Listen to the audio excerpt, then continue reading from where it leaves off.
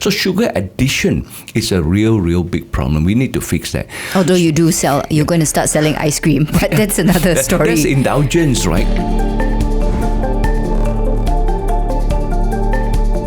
I'm Wong Xiaoning and this is the Breakfast Grille. In 2023, a once Bursa Malaysia darling Farm Fresh saw more than 30% of its value erased in slightly over a month to hit an all-time low of RM1.05. That was, of course, in July on the back of disappointing earnings due to higher input costs. So is 2024 then a year of margin recovery for Malaysia's largest dairy producer? And what are the growth strategies after two major acquisitions? Questions we posed to its Managing Director, Loi Tuan Ee. Ms. Loi, thanks for coming on the Breakfast Grille. Now, you are, of course, Malaysia's largest integrated dairy producer. So is the worst over so far? Because, if we look at the second quarter earnings, it's still below consensus numbers. And I see it's still weighed down by what I would presume is weaker year-to-date gross margins of just 22.2% versus 25% that was achieved for the same period last year. Morning, Xiaoning. Thank you for having me here. Yeah, I think if you ask me in terms of whether the worst is over or not, indeed, 2023, I think, was a very tough year for us, And when we go IPO, there is a lot of expectation on us. And those presentation that we have done prior to that are all done before the Ukraine war, right? So, and the Ukraine war took off. I think that one really, put us upside down. Everything go haywire. The cost increase was very fast, and fast is one thing. The quantum is big as well. So all those disruption really caught us in a very tight spot. Now, having said that, I think over the past few months, I think things are really looking a lot better in terms of cost input, inflation pressures and all this sort of thing. The dairy ingredient generally, costs have been coming down quite significantly, and then I think that is where we actually will become a beneficiaries to that as well. So, like for example, I think not only the dairy ingredient costs that come down, for example, the corn grain, right? That was one of the major ingredients that we feed our dairy cows as well. And all those are coming down. So I think that bodes quite well for us, going into 2024. Yeah. So let's talk about input costs. One of which, of course, is the raw dairy, raw material costs. Now, what is the price trend currently? I mean, I do see a continued reduction in the average farm gate milk prices from the current Australian dollar 9.74 per kg. Do you see it then coming down significantly? And what does this then mean for your hedging policy? Because you do hedge this, right? This commodity. Now, I think the Australian last year season price was a bit peculiar. It's very disconnected. Something that we have not seen. In the past, if you see Australia and New Zealand, their parities are actually quite close. But the last season was really very unusual. Today, if you look at the ex-gate milk price between Australia and New Zealand, it's different, like 20-25%, which is very unusual. So consequently, I think the last year expectation, we were expecting 10-15% kind of price reductions compared from the all-time high price, but instead they only came down 3.4%. But I think 3.8%. So I think that itself will also help out in the sense that we start to see the benefit coming in sometime in August, September, right? Yeah. So in terms of the new season in Australia works from July to June. So we got another 5 more months to go, going into another new season. We are hopeful, right? We are hopeful that there will be another round of reduction. I think it has to be, because otherwise, Australian, is so disconnected, right? So I think manufacturers are also feeling the pinch. All the dairy producer down there, at the price that they pay, they can't compete on a global stage, right? And making it worse, the New Zealand import products are also coming to Australia on the shelf because they're much cheaper, right? So, so I think the corrections will come in, but to what quantum we do not know yet. Yeah, we are hopeful on that. Yeah. And, I also read from the analyst briefing slides that Farm Fresh is intending to preserve margins by hedging currencies. That's something you did. And I think last year, right, of course, we saw the ringgit depreciate quite significantly against the US dollar. Now, existing exposures to US dollar was hedged till December last year, and that was at between $4.50 to $4.53. Have these hedges been rolled over, and at what rate? Because otherwise you'll be exposed to currency fluctuations again. Yeah, correct. I think this is hedging thingy, right? It can go both way, right? So I think Cairo is taking care of that. We hedge a bit because the experience of the year before, last year, was that we got the saving on our procurement, and by the time when the ingredient arrived, the US dollar to ringgit, going up from 450 to about 470, 480. So it kind of hurt us again. Yeah. So we just double whammy. Yeah, we want some kind of stability in that sense, So did you roll over the hedges again? I think Carol is looking at that. Carol is looking at that. So is your chief financial officer? Yeah, correct. Carol, our CFO. So I think we are managing that to make sure that that we have a bit more stabilities in that sense. Yeah. So which begs the question, Mr. Loi, would it have been better to raise prices as costs escalated? I mean, I think you did so twice last year, but your competitors were more aggressive. They defended their margins. Looking back, I know that your strategy was to gain market share, but at the expense of margin, was it the right one then? Honestly, if you ask me, being a PLC today, it's a bit of a delicate balancing, right? Because your stakeholders' expectations and things like that. If it's on our own, say for example, we are not listed, I wouldn't be too overly concerned with that. I think the way I look at business in the sense that one company grow, right? I think there is a pain that everybody, I think you need to share, right? Rather than pass everything through. So in our case, I think it was a very deliberate decisions in the sense that, say for example, the cost increased by 8%, we will probably pass over 5% and things like that. So in a way, the company take a bit of burden together with our customer. We have been doing very well over the last 1 decade. Malaysia has supported us so well. I think when you come to time that is trying and pain, everybody is having share the burden a bit lah. So I think my point is that untung kurang sikit lah, you make less a bit, but not that the company tank, right? So I think this is, but however the market reacted in a very different manner. But that's the facts of life lah, right? Yeah. So going forward, would you guide analysts better perhaps? So this guidance. This is an expectation, correct, right? Yeah, correct. So I think Cairo and I also learned our lesson. I think in a way that we are new kids on the block, right? So dealing with all these big fund managers, briefings and guidance. So I think it's something that I would try to avoid because I think giving people the guidance and for example, or we don't really give guidance, right? I think at the point of time it was all the investment banker during the IPO time, they speak about it and things like that. And then subsequently, you have the Ukraine war. Things are not as what you intended to be. And then what you backpedal. And when the result finally shows that, we do have pressure from this kind of inflation. And there you are. You're going to bash the share price, right? So, Mr. Loi, is this, talking about the industry, you did see 11% volume growth, right, in the first half of this financial year. So kudos to you. But when you look back, was it a price worth paying? Because I know market share was still something that you wanted to grow. But top line was the consequence. Bottom line also even was a consequence. Well, bottom line actually was higher. It was bottom line that was the consequence that paid the price. Was it worth it? I think so. I think to me, how we actually, personally, how I look at a company in a sense that I think growth is very important in a sense that how a company actually plan the growth, from the existing category, channel growth, for example, HoReCa, for example. So we continue to take the position in a sense that, market leader in every segment. We try to be right, in the space that we are in. So we measure the company in terms of the company growth, right? Do you continue to grow, from 500 million to 600 to 700, 800 million? So I think this is something that we will continue to focus.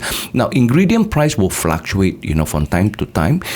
US dollar to ringgit is beyond our control. It will fluctuate from time to time. So these are the things that, as I say, that in business, when it comes, certain season you do a lot better, certain season you compress a little bit. So, but more important, the brand equity of Farm Fresh is something that we pay a lot of attention. We make sure that the Malaysian consumer continue to love us. They continue to support us, and all our business channel that we actually, grow into it. We make sure our partners are comfortable with us. They will look at us as being reasonable company to deal with. When there's a cost increase, everybody have the cost. Even the cafe, for example, right? Everybody is facing pressure. What about cost efficiencies at all your respective plants? How much of an eye do you keep on this?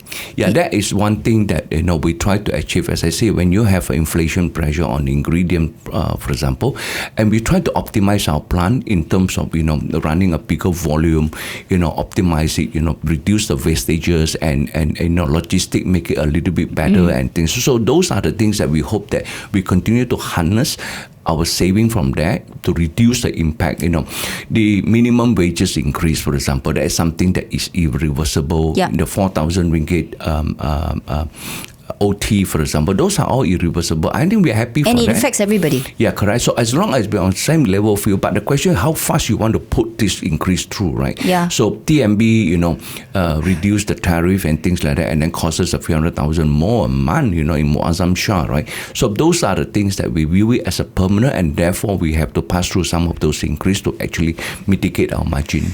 And let's talk about your competition, because FNN and FGV, FGV in a separate JV with Baldana, I think they're the largest dairy group in Qatar, right? And Touch Group are all making investments in upstream dairy activity. I think these ventures are supposed to produce as much as 500 million litres of milk over the next few years.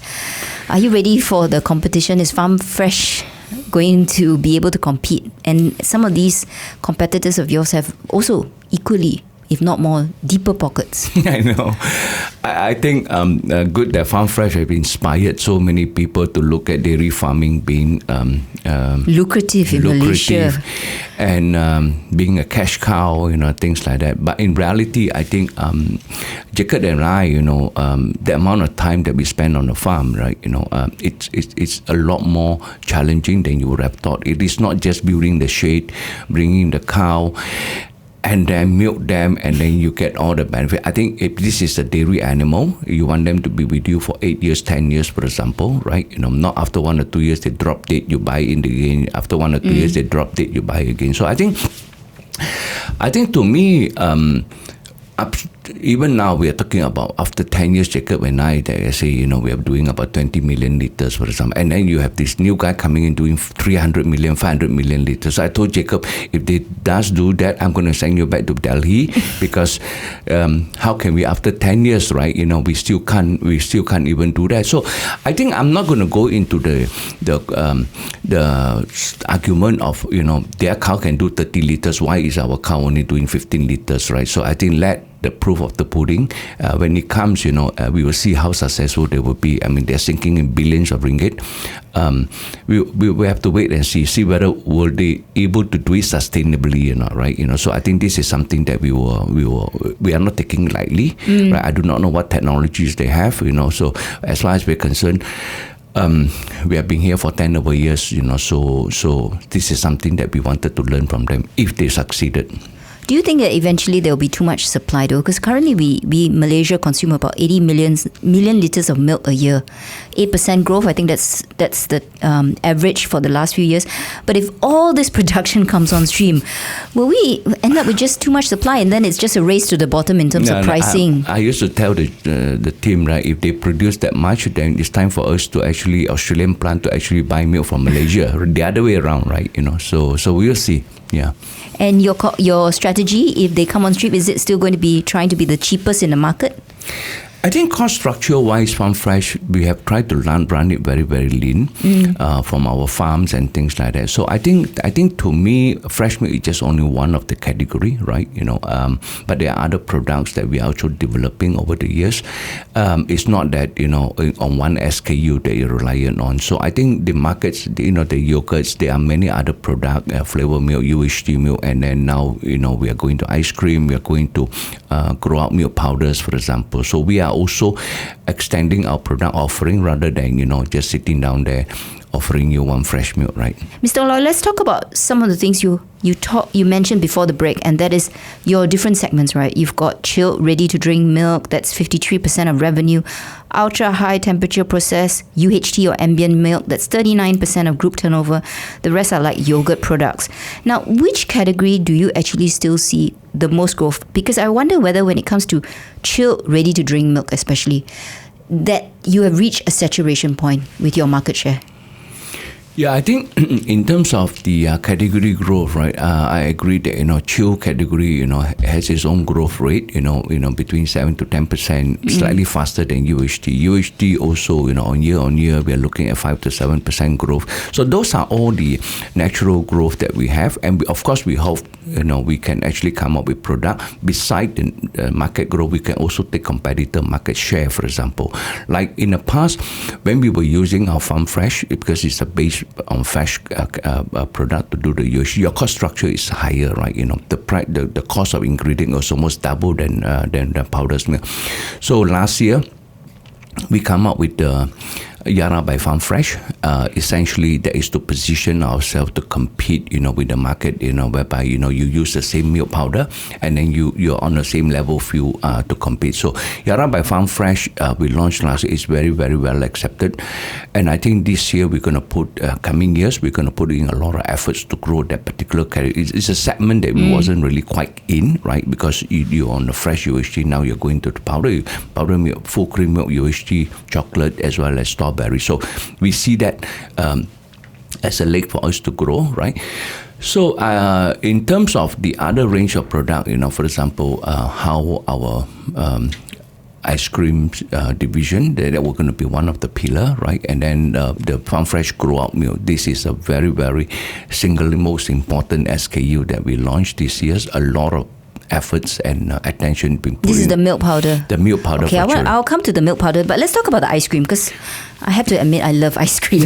Okay, and in 2023, there were two recent acquisitions, and you moved into the move into this consumer packaged good ice cream business. You bought a 65% stake in Inside Scoop for close to 84 million ringgit. So analysts estimate that the acquisition price is equivalent to 16.5 times price earnings ratio. Now, I see definitely clear synergies, but did you overpay for this, some would say indie company with just 37 retail stores nationwide? Now, I think this is, I think there's a word, the beauty is in the eye of beholders, right? Depends on how you wanted to look at it. Now, I think to me, Inside Scoop has been a great homegrown brand, right? You don't find many homegrown successful brands. So I think they're one of it. And beside that, I think Eamon and Sioli is also a perfect couple. They are the founders, right? They are the founders. And today, they still own 35% stake in the company. So I think that kind of acquisition that we are looking at, from a Farm Fresh perspective, is that we wanted to go into CPG. That consumer FMCG play is where we are quite familiar with, and we felt that this is the area that we wanted to go in. It's a 1.5 billion category, which is something that is not small, right? And if you look at it, there isn't really any local brand. The competitors are all MNCs, right? Unilever and Nestle. The Walls and the Nestle Walls. So they dominated, I don't know, maybe 90% of the market, right? So if you go anywhere, as if there is no choice, you either pick them, either one of them. So by going into CBG ice cream, I think, of course, Farm Fresh can do it, but we'll start from ground zero with very little knowledge. So here you are, you have to surely, do the product innovation, development, and things like that. Eamons are very good operators as well. And so we hope that, by end of this year, all the high-speed machine that we're looking at coming into N-Stack, and we're building our N-Stack factory. Hopefully, by end of the year, the equipment can be in next year. We can really start our CPG on mass production. Mass production. Now we have one small line that we're putting in Eamon factory, which is in Ara Damansara. Those are quite slow speed, so we can come up with, say, for example, like the mini magnum kind of category, is something that we wanted to do. So I think if, but while Eamon and Silly continue to grow the the outlet business. Now we have about 30-40 outlets, and then we hope that every year we can add more of that. Across the country gradually. Yeah. Okay, so was there any profit guarantee from these two founders? Did you impose that on them, and are they bound by any anti-competitive clauses? Yeah, I think of course, I don't think so there's profit guarantee.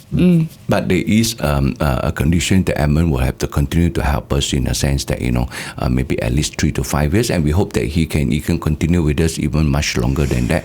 So, Mr. Loi, it seems like you're going to let them continue their retail expansion and then eventually have Inside Scoops ice creams being sold in the supermarkets, right?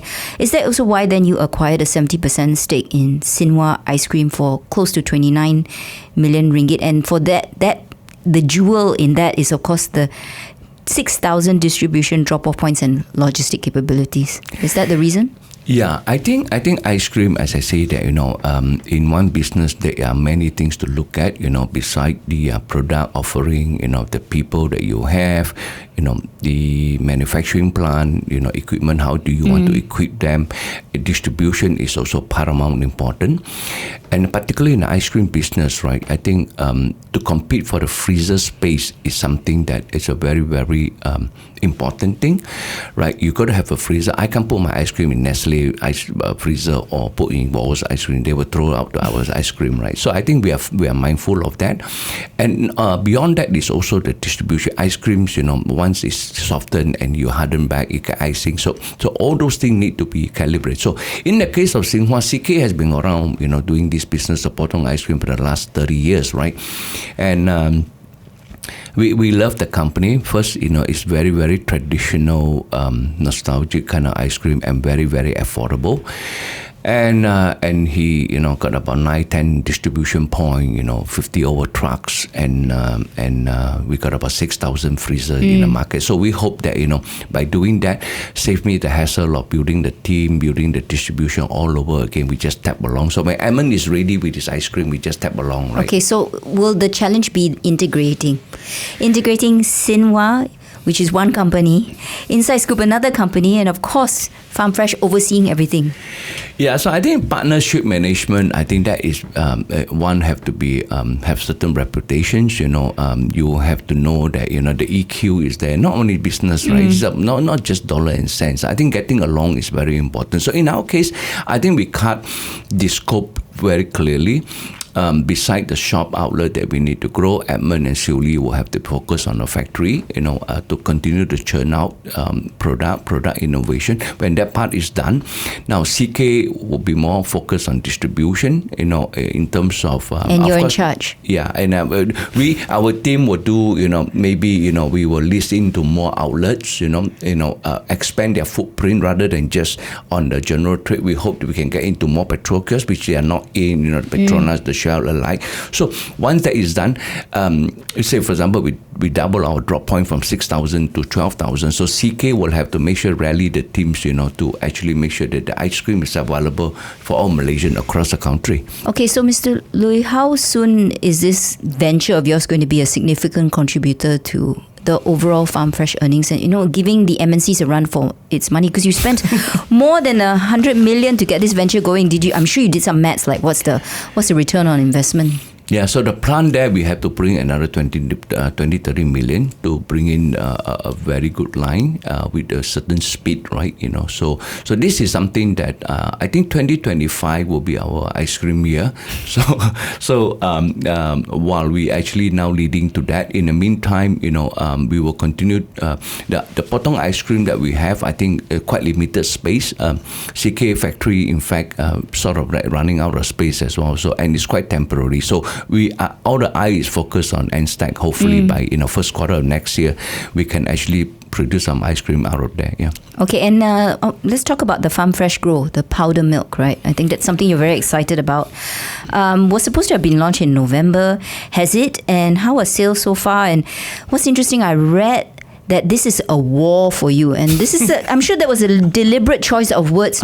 So why is this business so important, and what kind of growth are you expecting? Yeah, I think this is, I'm very passionate about this particular one, right? I think to me, children growing up you really want all the kids to grow up, healthily, happy, and things like that. So I think, but what we noticed that this children nutrition aspect in the market, I felt that the products are really not there.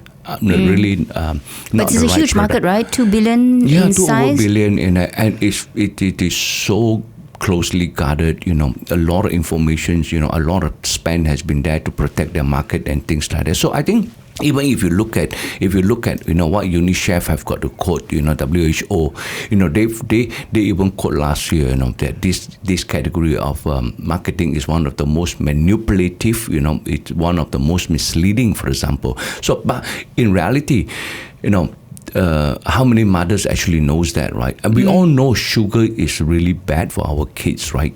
So with the amount of sugar that inside those pack, and worst thing, right? They never say that. They even tell you it's zero sucrose, but the hell inside there are other form of hidden sugar. Items like maltodextrin. Some they don't call it maltodextrin. They call it hydrolyzed cornstarch. They're all the same thing. So not many parents are aware, and we tend to take all these big brands for granted.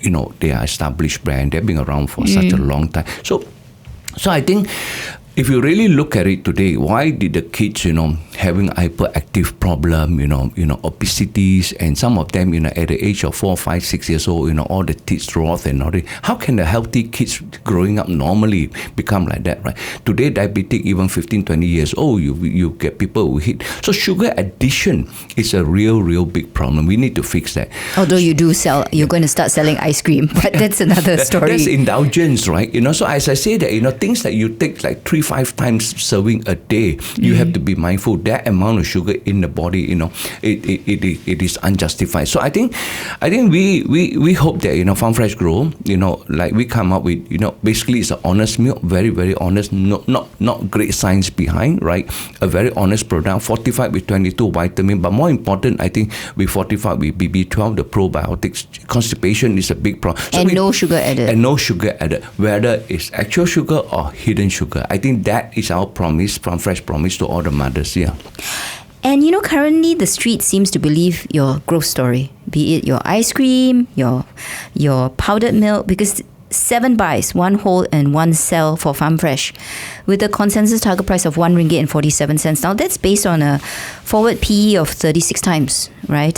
Price earning ratio.